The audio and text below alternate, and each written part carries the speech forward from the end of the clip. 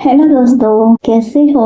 उम्मीद है एकदम स्वस्थ और मस्त होगे। दोस्तों, कैबिनेट बैठक में एक बड़ा फैसला हुआ है। 18 माह के लिए एरियर पर सरकार ने ले लिया है यू टर्न। डीए और डीआर में 4% की बढ़ोतरी की गई है। इस खबर को हम जानेंगे डिटेल से। आप बने रहिए शुरू से अंत तक मेरे साथ। उससे पहले जल्दी से चैनल को कर दीजिए सब्सक्राइब और वीडियो को कर दीजिए लाइक। हम देखते हैं डिटेल।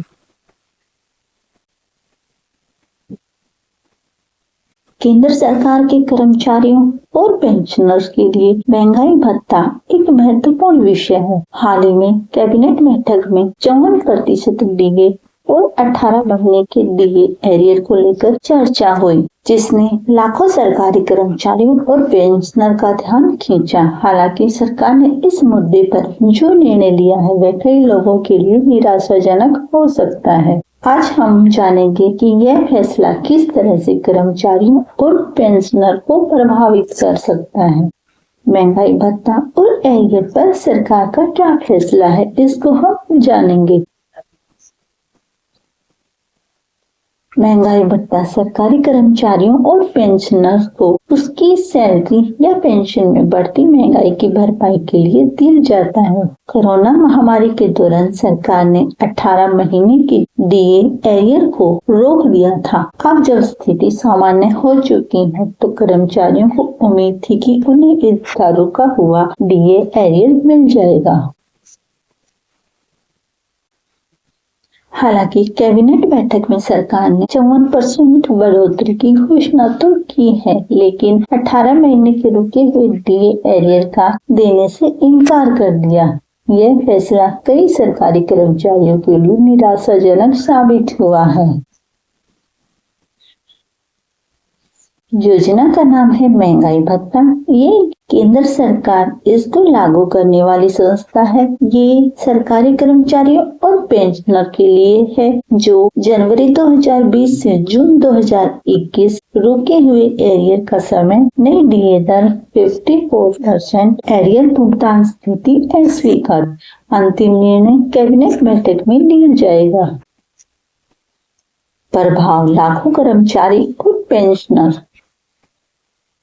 54% डियरनेस अलाउंस क्या है? इसका मतलब सरकार ने हाल ही में महंगाई भत्ते को बढ़ाकर 54% करने की घोषणा की है। इसका मतलब ये है कि कर्मचारियों को उनकी मूल वेतन का 54% आर्थिक राशि के रूप में मिलेगा। यह वृद्धि हर साल 2 बार जनवरी और जुलाई में लागू होती है।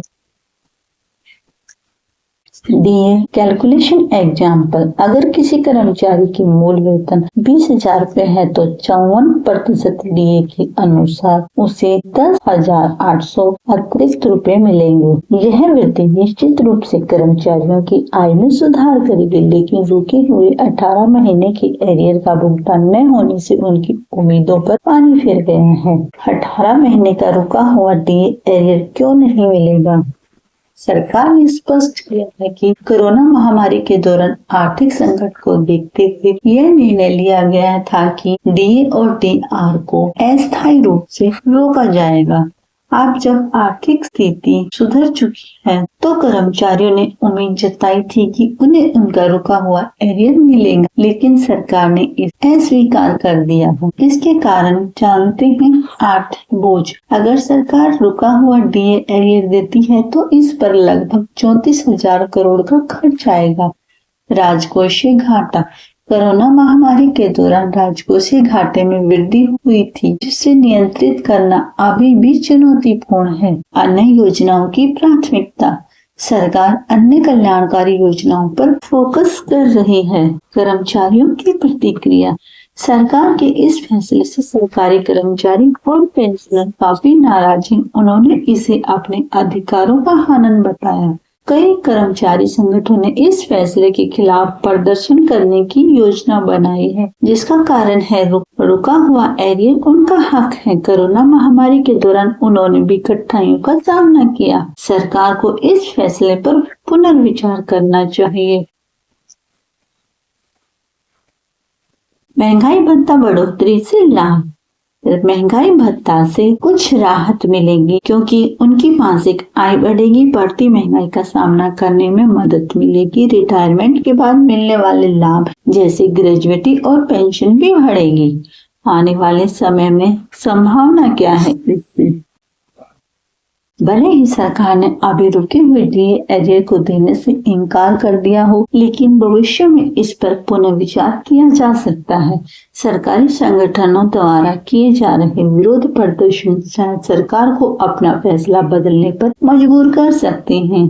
इसका निष्कर्ष क्या होगा? महंगाई भत्ता सरकारी कर्मचारियों और पेंशनर की आय का एक महत्वपूर्ण हिस्सा है। हालांकि 54% डीए बढ़ोतरी एक सकारात्मक कदम है, लेकिन 18 महीने के रुके हुए डीए एरियर का भुगतान न करना लाखों कर्मचारियों और पेंशनर के लिए निराशाजनक साबित हो सकता है। सरकार को चाहिए कि वह कर्मचारियों की मांगों पर ध्यान दे और उनके हक का भुगतान करे। इससे न केवल कर्मचारियों का मनोबल बढ़ेगा, बल्कि देश की आर्थिक स्थिति भी मजबूत होगी। 18 महीने के रुके हुए डीए को प्राप्त करने के लिए कर्मचारियों के द्वारा काफी कोशिश की जा रही है। तो देखना ये है फ्यूचर में क्या फैसला होता है। जो भी होगा हम आपको अपडेट करवाते रहेंगे। तो ये थी जानकारी दोस्तों, उम्मीद है पसंद आई होगी। आई है पसंद तो चैनल को कर दीजिए सब्सक्राइब और वीडियो को कर दीजिए लाइक। मिलेंगे दोस्तों किसी अन्य महत्वपूर्ण जानकारी के साथ। धन्यवाद।